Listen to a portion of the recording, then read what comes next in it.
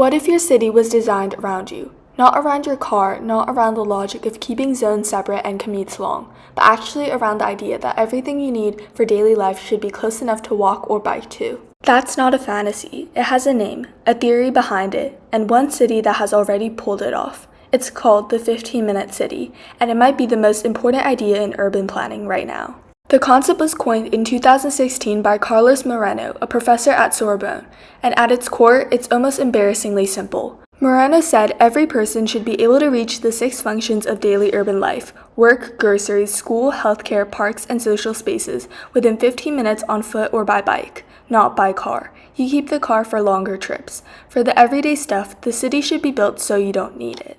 The diagnosis behind this is that most modern cities, especially post-war ones, built around the car, force people to make unnecessary, exhausting journeys just to live their lives. Your home is in one zone, your job in another, your school in a third, your doctor somewhere else entirely. The city is structured around moving people through it, not around letting people live in it. One city decided to change that.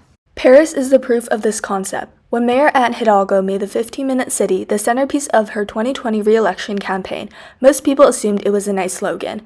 What happened instead was a decade-long physical transformation of one of the world's most iconic cities. Paris now has 746 miles of protected bike lanes, more Parisians cycle to work than drive. A decade ago, that would have sounded like a joke.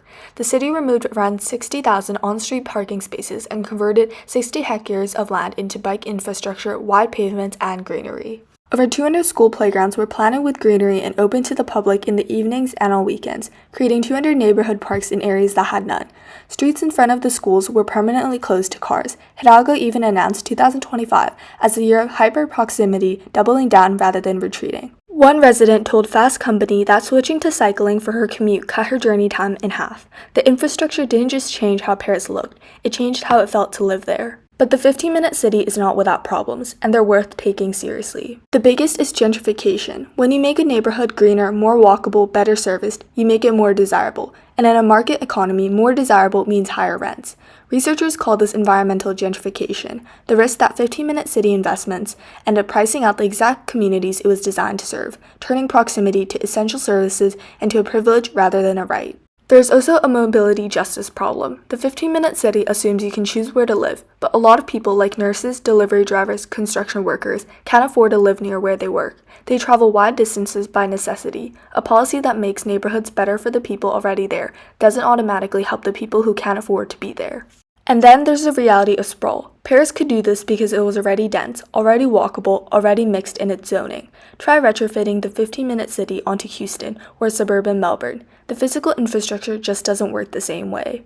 Melbourne and Portland are both trying their own versions of the 15-minute city, and both are finding out the hard way that the idea only works if you change 3 things at once. Mixed zoning, shops, housing, offices, schools allowed to coexist on the same block instead of being kept in separate zones.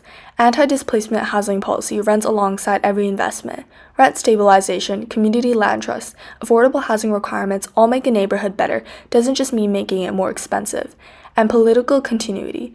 Paris had 12 years under the same mayor with the same vision. Most cities don't get that. Moreno himself is clear. The 15-minute city is not a blueprint you install. It's a question you keep asking. What would it take for the specific neighborhood in the specific city to actually serve the people who live here? The answer is different everywhere, but the question is the right one.